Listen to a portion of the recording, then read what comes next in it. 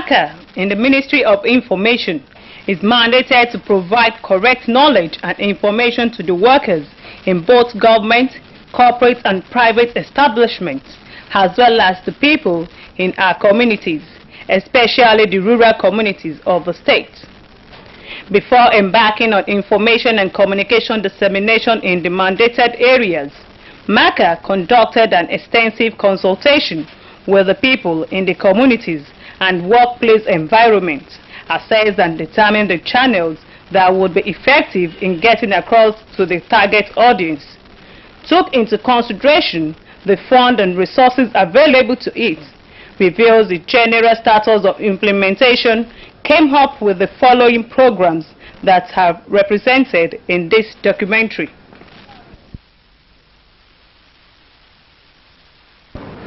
To increase the competence of MACA members so that they could be able to function effectively in the communities, MACA organized a 2-day workshop for its members on behavioral change communication process and on strategic communication planning on Tuesday 28 June and Wednesday 29 June 2005.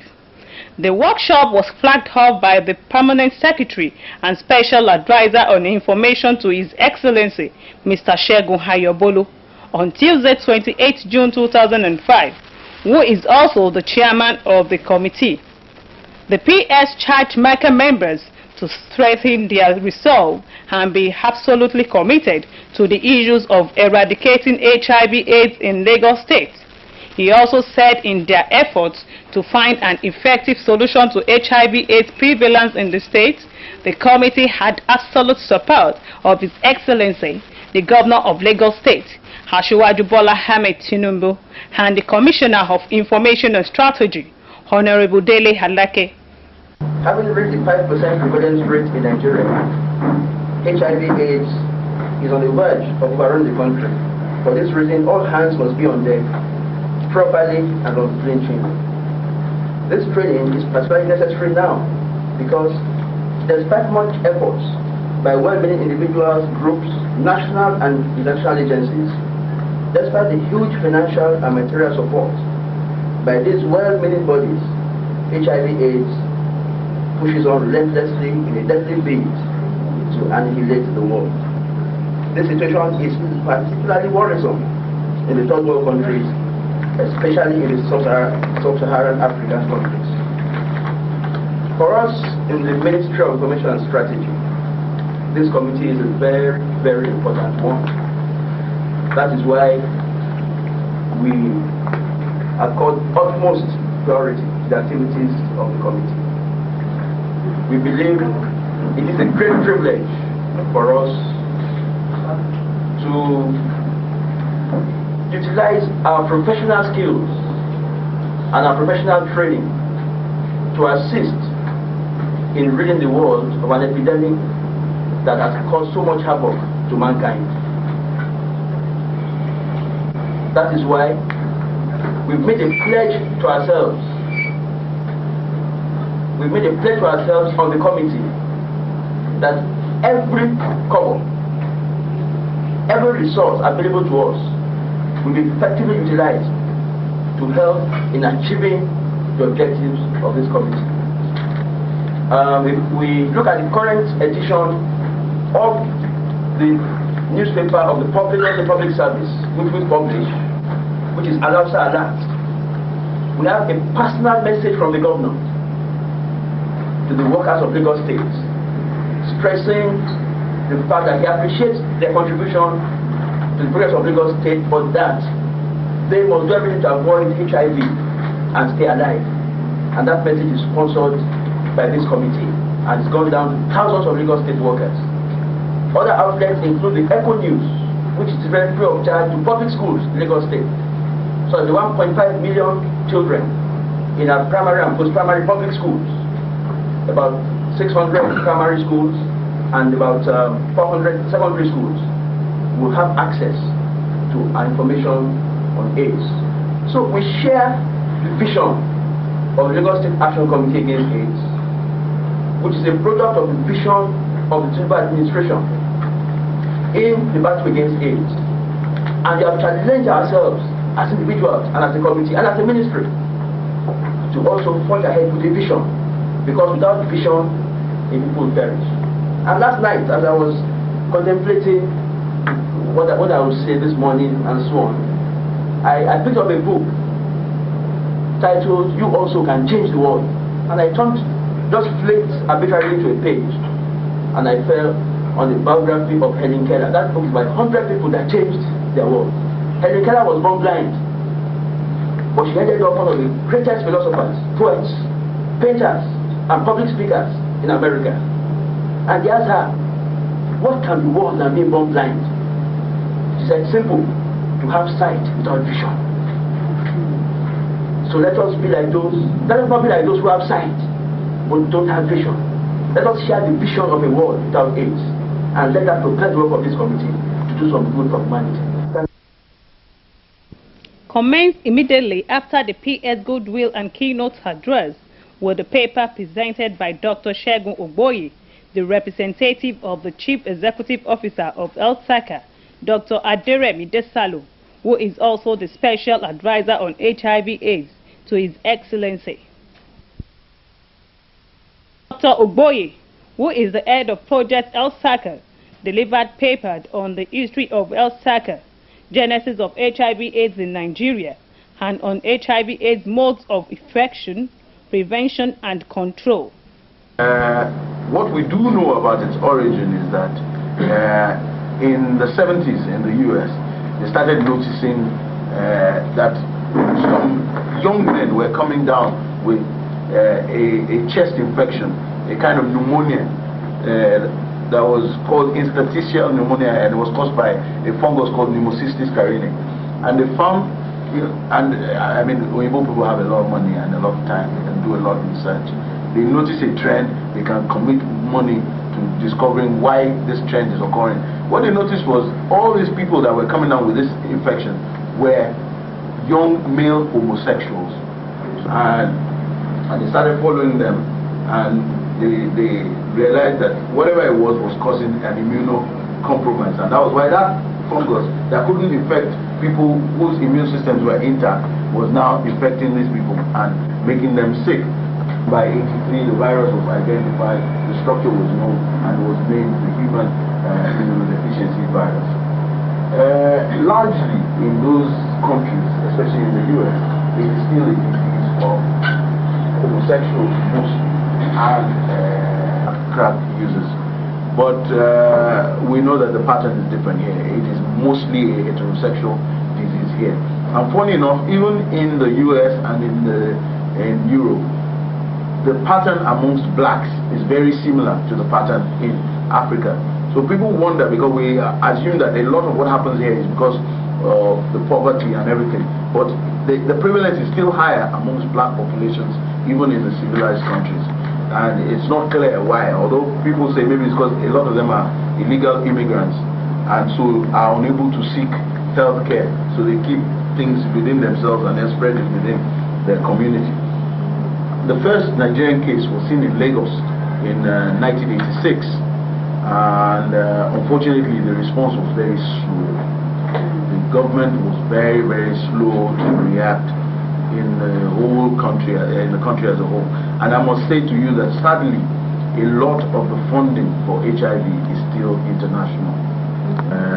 Even though now the commitment at national level is much better, and the commitment within the states is much better. Now the president is the head of NACA, is the chairman of NACA, even though Professor Shotimei heads it.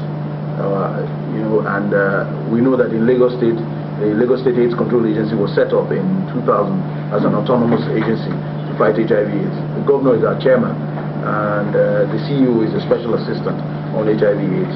Well, since that first case in '86, it's now found in every state in this country. Of course, to varying degrees, the prevalence rate in the various states is different. We're good, okay. Through blood transfusion? Through blood transfusion, through sharing of sharp objects. Needles also.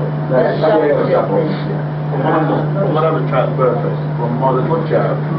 So you get it through sharing of, through the sharing of contaminated skin person instruments, scissors, blades, needles, clippers, anything that will cut your skin and cause blood, and then you share it with someone else, cuts their own skin to that child. This can occur during the pregnancy itself, during delivery, or following delivery during breastfeeding. But most of the transmission from mother to child occurs at the point of delivery. At least 80% of mother to child transmission occurs during delivery, and not so much during the pregnancy or following delivery.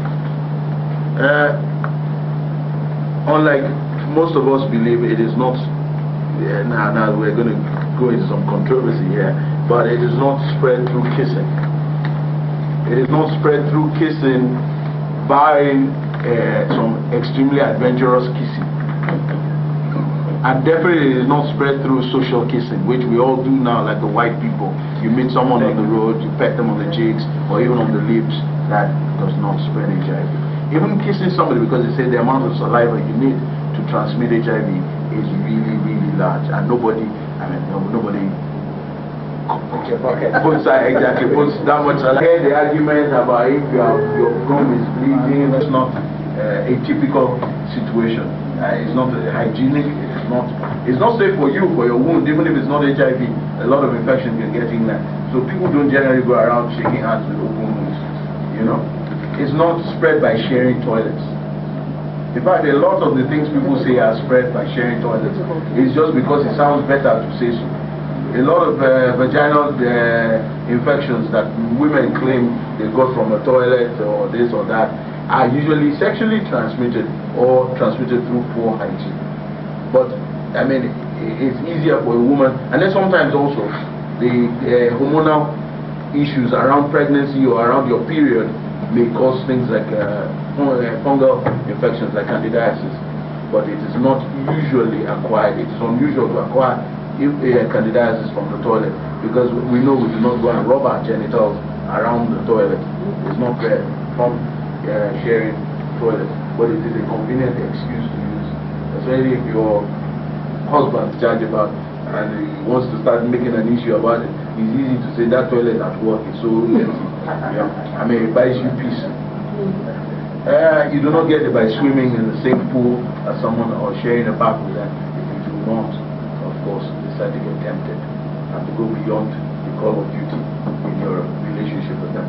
You do not get it by sharing clothes, but I generally do not advocate ever sharing clothes with people. Because you see a lot of fungal skin infections.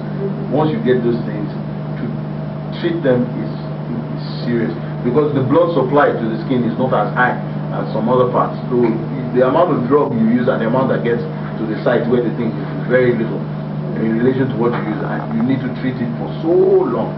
So sharing clothes, I don't advocate. Sharing towels, I don't advocate, but it is not a means of spreading the virus. A workshop like this or a lecture is not a means of spread. But if the person, because of the AIDS they have, has TB, a danger. So the problem is the TB, not the HIV. So I wouldn't want anybody advising to sit in a closed room like this with someone who has active TB. But someone who's on treatment and is no longer active, yes. But I mean, you're not going to be asking somebody who's coughing, oh my God, are you active? You know, I mean, these are real things. These are the common symptoms of let me first ask, what are the common symptoms of HIV? Common symptoms. Of HIV. Persistent. Okay. Do you agree with it? Persistent cough. Headache. Do we agree? I'm not sure. Sadness. Okay, maybe we do. What is the difference between HIV and AIDS? HIV is infection. AIDS is the declaration of manifestation. Okay, so you get infected, you have the virus, you have HIV. You are still okay, there's no problem. So there are no symptoms of HIV. I was asking the symptoms of HIV. There are no symptoms of HIV. But when the virus, your immune system is now compromised, you start to come down with symptoms of all the superimposing illnesses. And that is when you are said to have AIDS. So now we're going to, what are the symptoms of AIDS? What are the symptoms of AIDS? Persistent cough, Weight loss, weight loss, appetite, skin, loss of appetite, skin, okay, skin rashes, skin infections, body, okay, the window period in HIV/AIDS infection. That is a period between infection and seroconversion, which is a period between the virus entering your body and your body producing detectable amounts of antibody to the virus. That may be from 2 weeks to 6 months.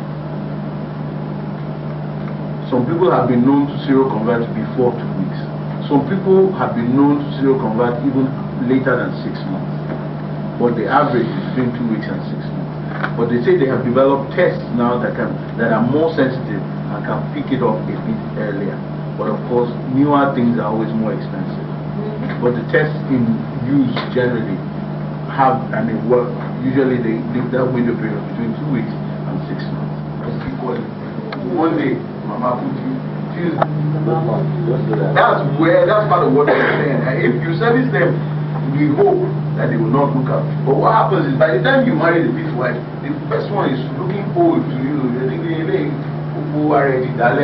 But she still looks attractive to Mr. Y outside. And most people will tell you that, if somebody gave it to me, see the way they're treating me, I'll give it to someone else. They won't die with me. I'll give as many people as I can before I go. People go to hospital, the first time they hear that they have HIV, the test has been done, the result has come back to the hospital, but it's been written on their folder XYZ positive. So they come back to see the doctor for the result of the test, and from records, HIV they live. It spreads. All the other people sitting there waiting for the doctor to move away. And many of them have described that they just wish the door would open and they could just go into it. Imagine that's the first time you find out about a life-threatening, an illness that will change your whole life. So we need to treat them better. I know someone that gave an interview on TV. She came out that she was positive, gave an interview on TV. The next day the principal asked her to remove her child from the school. Unfortunately, in her case, the child was also positive and the child is dead now. But the principal told her to remove the child from the school. It was on NTA, and then NTA now went back and interviewed the principal again. But I just thought they were victimizing the principal, because the principal runs the business. If the other parents say they're not bringing children to school again, the principal cannot run a school without money spreading. I know people that their landlords have kicked them out of the house because the landlord found out someone in that household was positive. They don't put HIV in the walls. You are not living with them. You are not. But then you are planning to sleep with your tenant's wife. I see no harm that the tenant is causing. But unlike the general belief again, the antiretroviral drugs are not for everybody with HIV. They are only for people with AIDS. One of the criteria for qualifying to be on antiretroviral drugs is to have a CD4 count that is below a certain level. That CD4 count is your immune count of your immune cells, because this CD4 is specific cells that are attacked by the virus. So that is one of the criteria.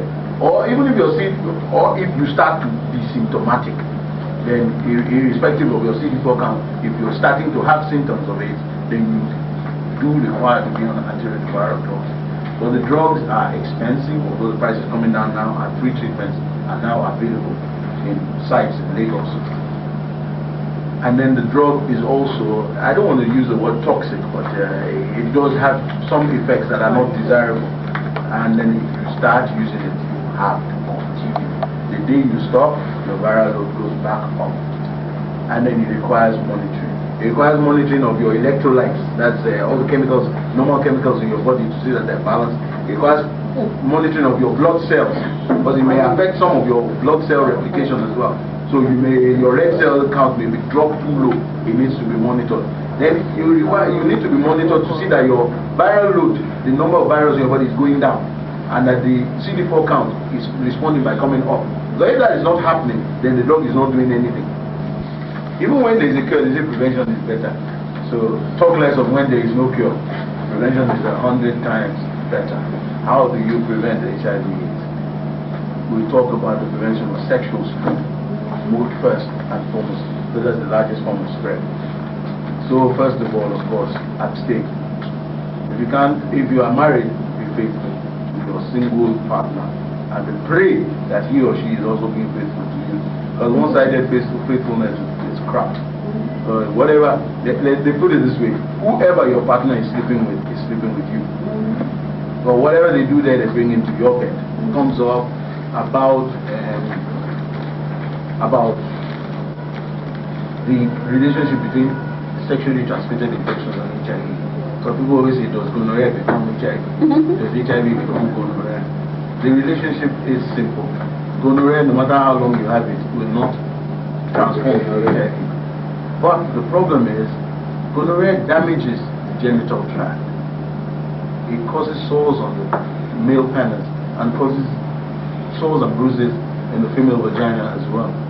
Now, if you have those bruises and you have HIV, those bruises are weeping. Do you understand? They're weeping. Sores. Yeah. There's pus coming out, pus contains HIV. There's blood coming out, it contains HIV. So it's easier for you to spread it to someone else you're sleeping with. That's one. And also, if you have it, and you don't have HIV, but you're sleeping with someone with HIV, because your skin has already been broken, you have all those bruises, those sores, it's easier for you to catch it from someone that has HIV. And that is basically the relationship. And also, if you look at it, the same kind of risk behavior that makes you catch gonorrhea. Because you can't catch gonorrhea if you're wearing a condom. It's the same risk behavior that will make you catch HIV. So, I mean, they go hand in hand in that way, but one does not become the other.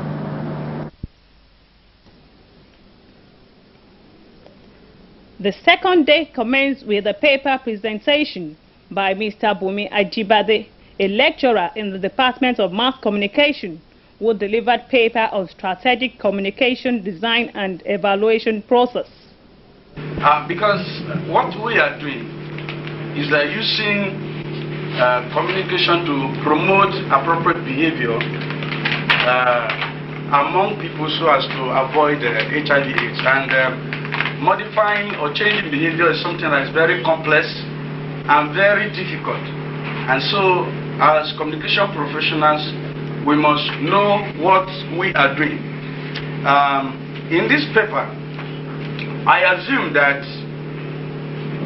there has been a formative research to identify a particular problem. I also assume that the communication objectives have been set and that they are SMART. I'm sure many of us here know the meaning of SMART objectives. Is anyone doesn't know SMART objectives? Specific, adequate, realistic, and time-bound. All this. Based on our analysis of the present behavior of our target audience, based on the analysis of the channels that the people use to communicate, and based on all these facts that we have accumulated, we have a strategy that is appropriate to communicate a particular message on HIV/AIDS to that target audience. And and that leads us to the core area, which is monitoring, evaluation, and review as essential tools in planning strategic communication for HIV/AIDS. Have come to nothing, they have failed. So if we are to succeed in using communication to prevent HIV/AIDS, we must pay particular attention to the components of monitoring, evaluation, and review. Of course, in my paper, I discuss the critical role of research to these three concepts. I don't know, I will just speak to the paper and maybe where we need to rub minds, so that we can all participate. I want to assume that all of us, one way or the other, are involved in HIV/AIDS campaign. I hope my assumption is right. I'm right, yeah. Thank you, sir. Monitoring and evaluation are two related components of communication plan.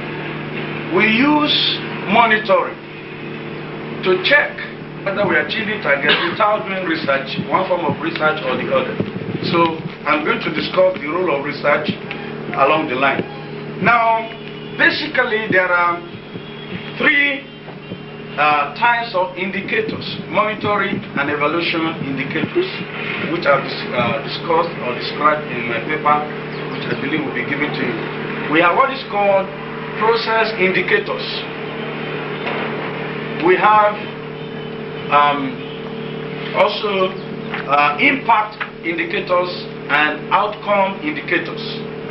Some of you may be familiar with this concept. Process indicators address such questions as were planned activities being carried out? How efficiently are they being carried out? Are administrative and logistic arrangements working well? You find that process indicators will answer these type of questions. Then we have impact indicators. Impact indicators try to measure the interim effects of our communication program. Because as I said, I assume that we have done our analysis of the situation. We have identified the problem. We have identified the people that are involved, people that are concerned. We have also ascertained the channels of communication they use, and then we are ready to address that problem using a communication strategy. Unfortunately, because of the topic given to me, I'm not delving into the areas of theories of communication.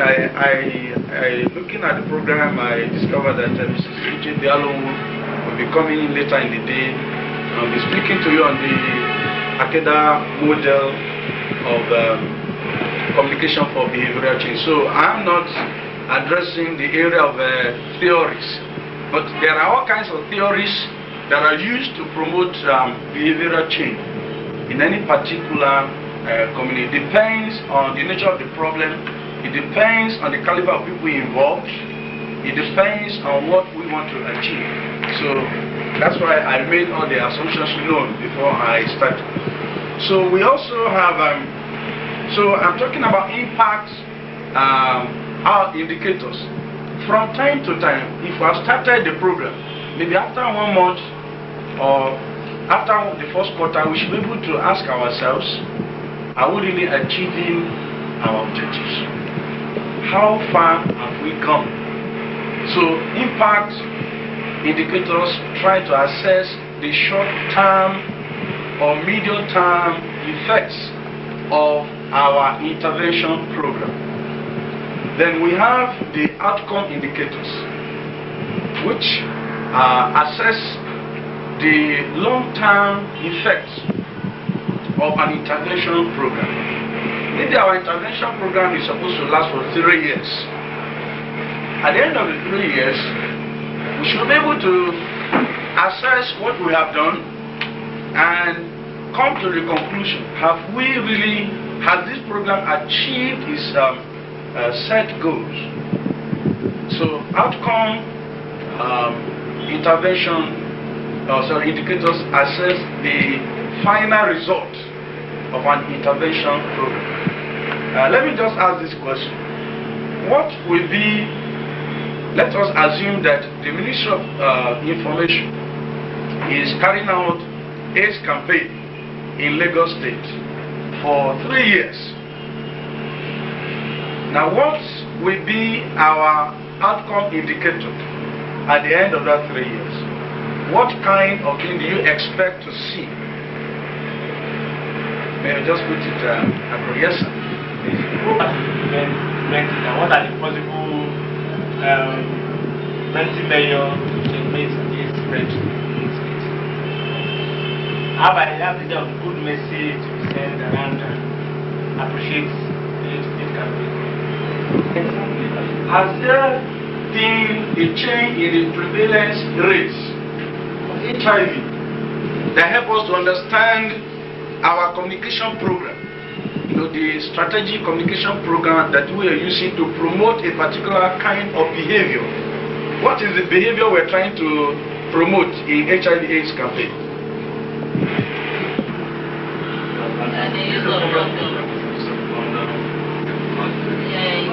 using or sharing or sterilized for people. Then there's one component that is usually missing. There's a problem. There's a risk that the person who has it may continue to spread it, and others in the society will be infected, and we upload the figure of affected persons. Review essentially helps us to modify our program to suit current realities. Because if you do monitoring and evaluation very well, you will spot the flaws. You will discover the weaknesses in your program. You will identify problem areas, and then you will use review to correct them. Because as you discover the problems, you must review, you must fine-tune your communication program to meet the present challenges. I'll give you an example. Recently, we're working with UNICEF on PMTCT, prevention of mother-to-child transmission of HIV. I think last year when in Lagos State and at Agege General Hospital, some people from the health sector, they came. We discovered that most pregnant mothers who have HIV, they are reluctant in coming to the hospital because of the attitude of health workers. There was a particular problem in one hospital in Rivers State. This nurse was supposed to administer drugs to HIV positive pregnant women, and she put on 3 gloves and was giving this woman Panadol. What do you think that means? She put on 3 gloves. It's the show of it's discriminatory.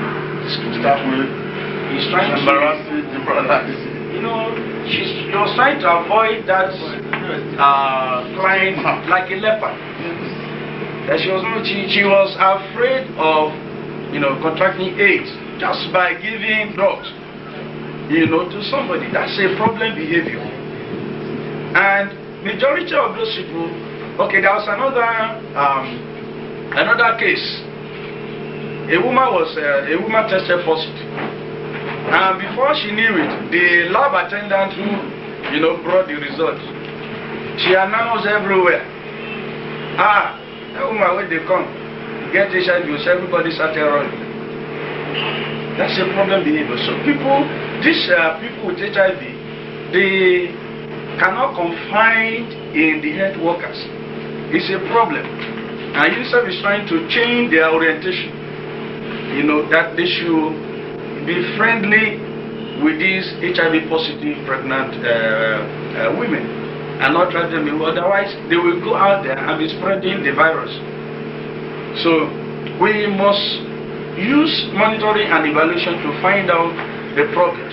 And as it relates to communication materials, maybe we have a poster, for instance, with a picture of a man, a woman, or a group of people, and a particular message. And you are not careful about the way the people dress. Let me give this example. If you design a poster with a man wearing celestial, what is it called? Sutana. And you intend this kind of poster for the North. Are you with me? Now, do you think the Northerners, who are predominantly Muslims, do you think they will accept that message? They won't. They won't. So the message that we put across, so many things are wrong.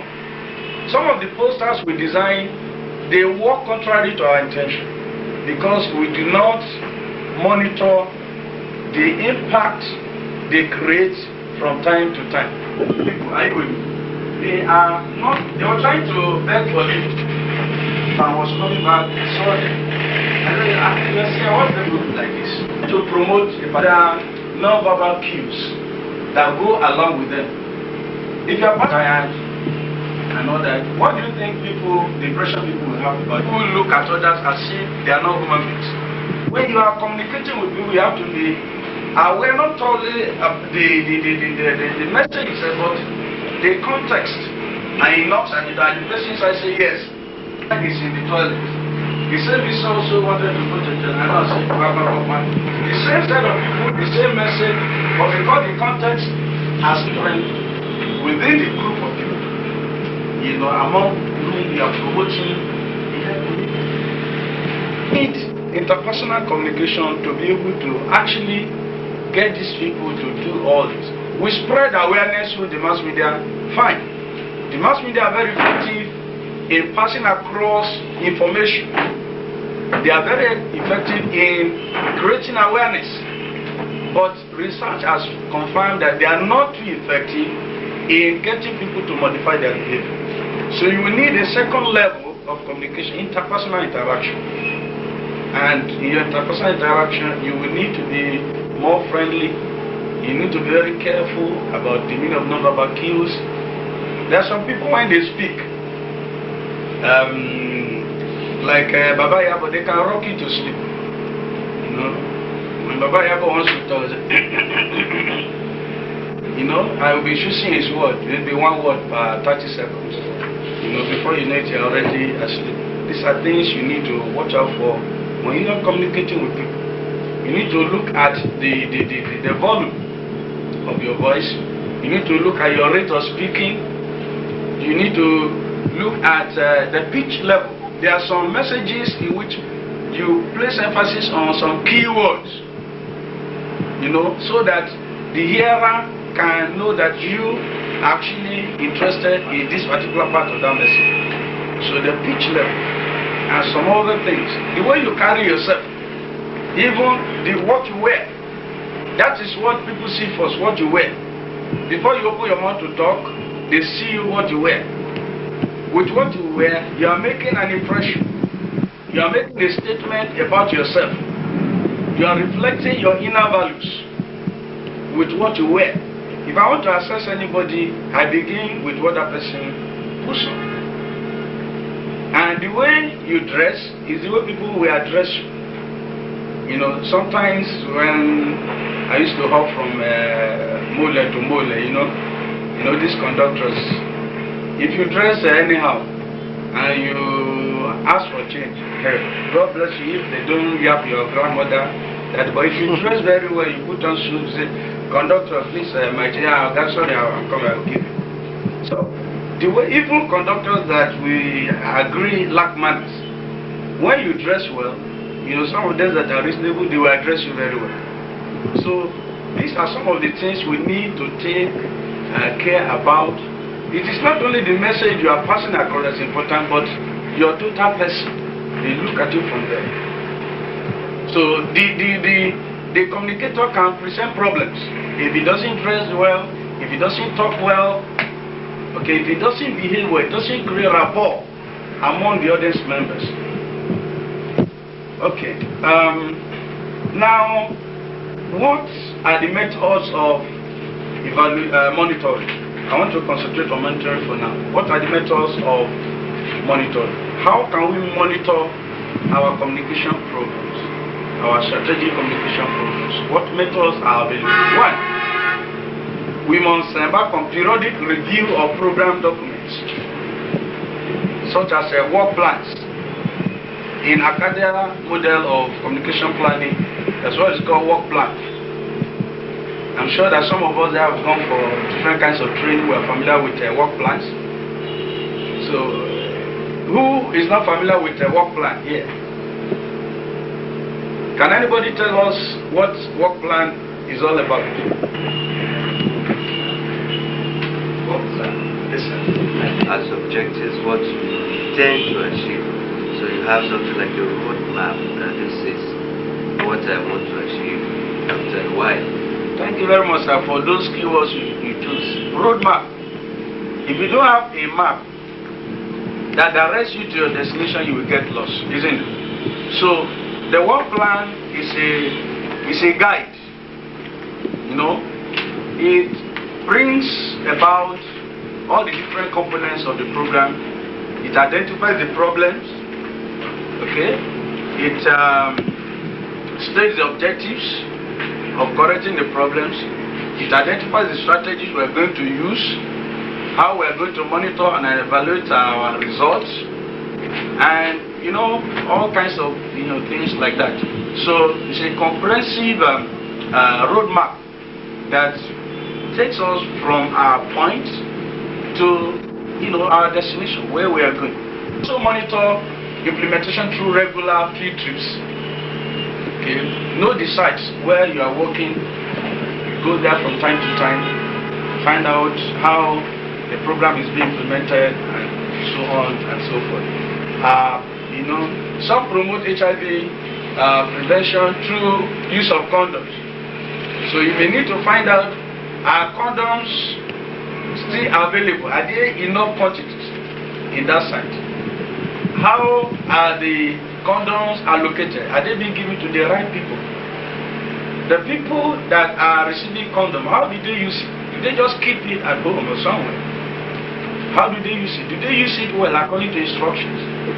We need to find out these things. You will need to come to my house and live with me. Or they have everything on record. That is what we do in observation. And when there are verbal and non-verbal cues, we monitor. That's the next thing. What activities should we monitor? What we monitor? First thing we need to monitor is the implementation schedule. Implementation schedule.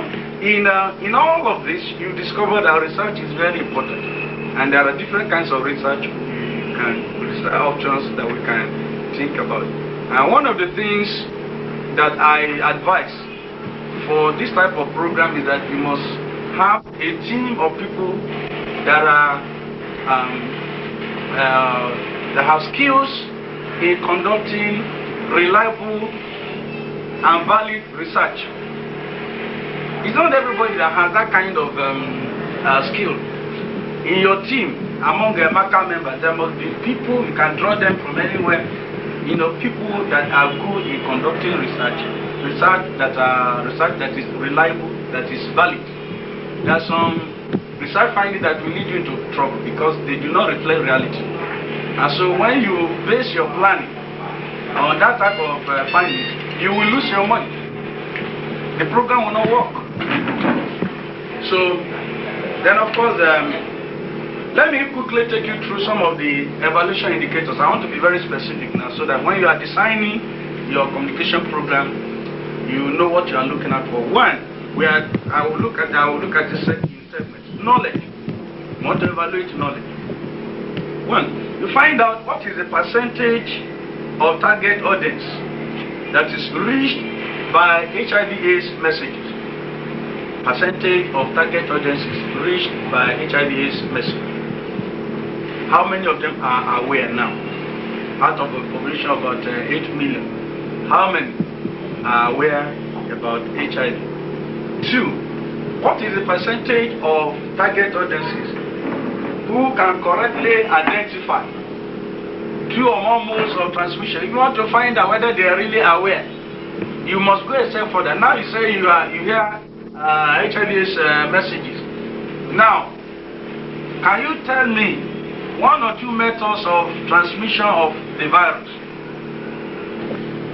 is aware of the prevention, two or more prevention methods? If you know all this, then you'll be confident that they are aware that the information they got the information well. Then of course, from knowledge, we move to attitude. Attitude has to do with the disposition, the tendency to like or dislike. So you find out first, what is the percentage of target audience who believe that HIV/AIDS is real? What is the percentage? Then two, what is the percentage of target audience who believe that HIV has no cure? If it has no cure, then you must do something not to get it. But when you get it, it is almost certain that you will die. Then what is the percentage of target audience who believe HIV/AIDS can be prevented? Do you believe it can be prevented? So you need to find out their attitudes, their dispositions. They act based on their knowledge. Knowledge is the primary level. You proceed from knowledge. What you don't know, you cannot form an opinion about it, isn't it? It is what you know that you can form an opinion about. So before you form an opinion, you must know something. For instance, I used to, some years ago, when my last son was very small, very active, was always everywhere, trying to scatter things and all that. So usually, if I was ironing my clothes, we would want to seize the iron from me. I said, this boy, this thing is not good for you. So one day I said, okay, I will allow him to touch the iron. So he touched the iron, and then he removed his hand first, and I was crying. So he left. The second day, he came and I was ironing. I showed him, come and he said, no. And it was about 1 year. So he has associated something with that iron. He knew that that iron can burn. So that is the image he has in his head about iron. And that is what is now determining his behavior, to run away from that iron. Prior to marriage age, you will find that it's around 16, 18 and above. Yes, that's true. 16, 18. Now, these are basic teenagers. And in segmenting your population for this audience, for this population, how are you able to attack this subset of your population? To antenatal clinic. So, from the records in antenatal clinic, we know the age brackets for people that come and all that. And again, look, there are so many things. We discovered that in the north, because we have been to Zaria, been to Kaduna, we discovered that some of these, if you target the pregnant mothers, you will not achieve anything because they don't take decisions. We discover it's the husbands in the north that take this because of their caution. The third paper was presented later in the second day by Mrs. Uche Bolong, an Assistant Communication Officer with UNICEF Billfield Office, who delivered paper on behavioral change communication. Social transformation, growth, innovation, creativity. These are all related. For all of us in the so-called dead world, what does development mean to us in specific terms? Growth. Of course, growth. Development means growth to everybody. But if you want to apply it to our peculiar situation in the third world, what would it mean in concrete terms? Examples. What is development? Why Capacity change. capacity? Developing stronger capacity to are able to utilize resources. Okay, alright, can you apply to any specific sector? For example, industry. We would like to use our own minerals to develop the kind of technology that will enable us to locally develop our minerals and translate them to finished products, which we can now sell. Can sell and so on. Alright, in terms of the society, what are we looking at? Development. Economic growth. In terms of self-sufficiency. Physical development in terms of third world nations. Communicable diseases to be, like especially the immunizable ones, not to attack our children because we have fully immunized them, right? Those are the elements. Food, we want enough food. We want enough food. We want to know the best food to eat for health and growth and development, right? In terms of HIV, what is it? Where are we going? Okay. Awareness. To be aware. What else? To sensitize. To reduce, prevent the transmission of the virus. What else? Care for those who are already affected or infected. Knowledge. To reduce stigmatization so that people, even though they are HIV positive, will not die unnecessarily because of discrimination and stigmatization, etc. Right? These are the goals. These are the places.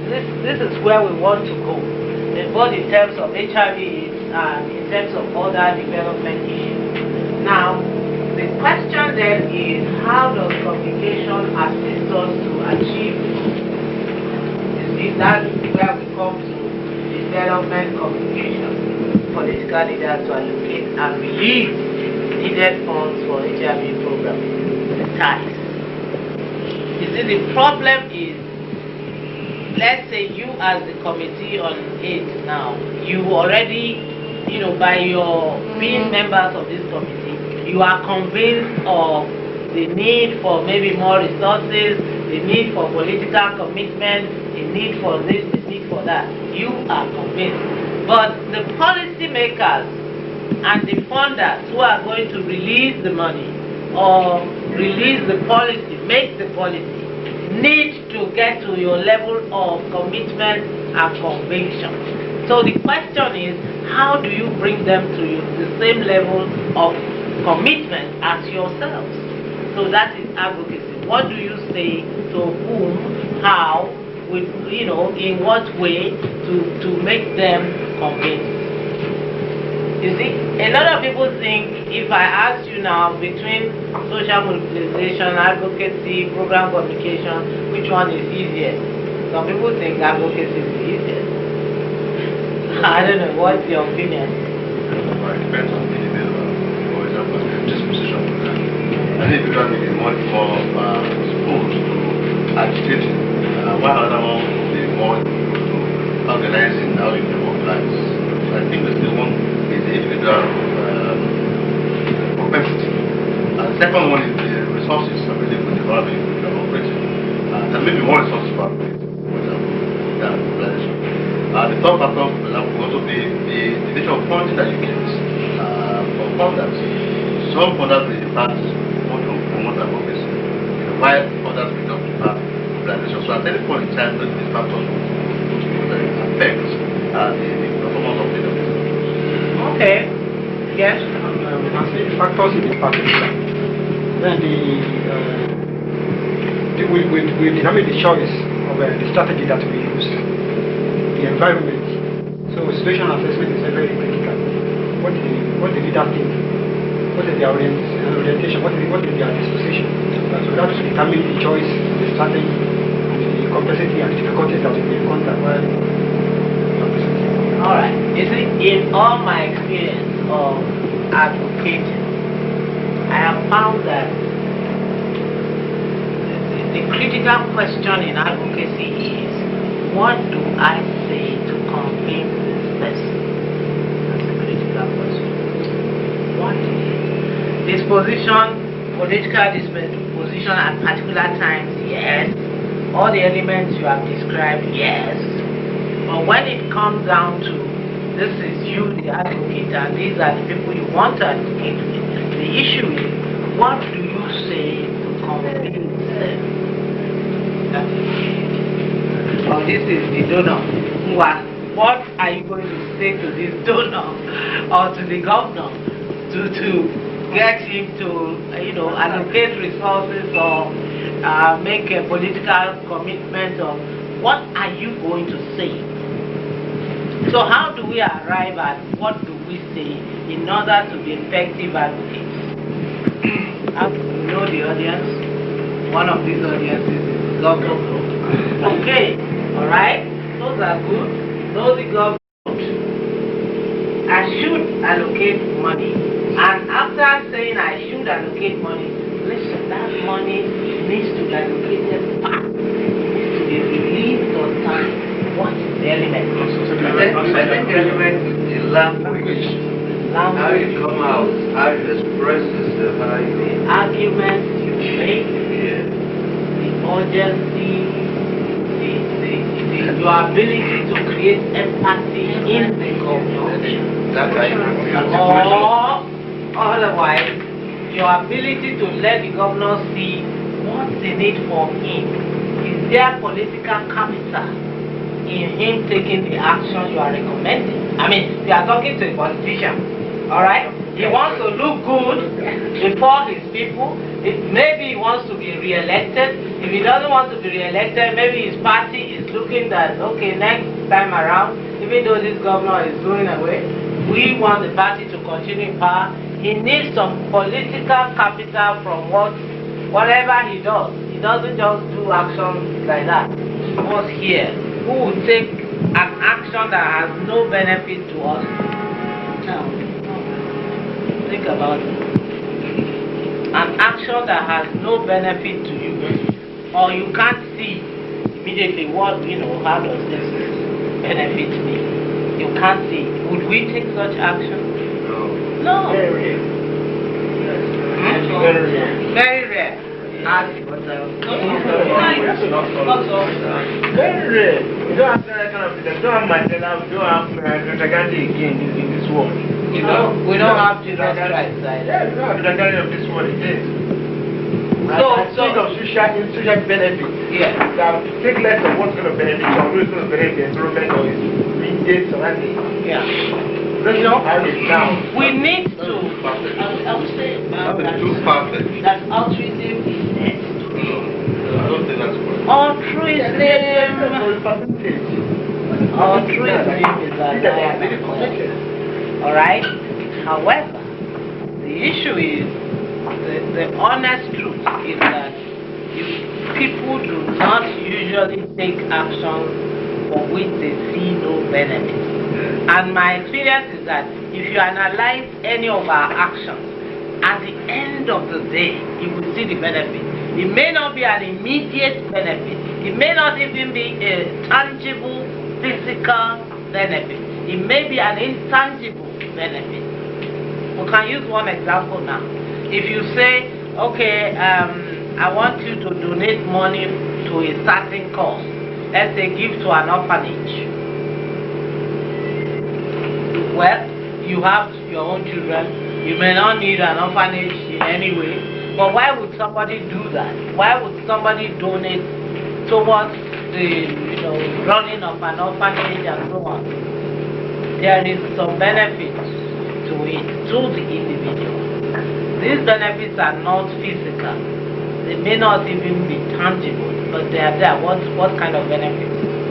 Why do people donate to orphanages? Why do you volunteer in your church or in the local Red Cross society? But it may not be your own view of life. Yeah. Yeah. But there to be altruistic. It could just be like helping people. That's not the way you view life. okay. And also the biographical reason for that could be the religious motivation that says give. Or the human feeling that I do not think that in all cases that people must come for specific benefit before you can advance it. The religious obligation that says give also says you will get. that doesn't have to. And that religious obligation also says that, in fact, I've heard it said that you actually have a bank account in heaven. As you give, you are storing up something for yourself. Yeah. And then, why do you obey religious injunction? Because you want God to be happy with you. And why do you want God to be happy with you? Because you want God to protect you, to bless you, to give you, to do this or do that, do that.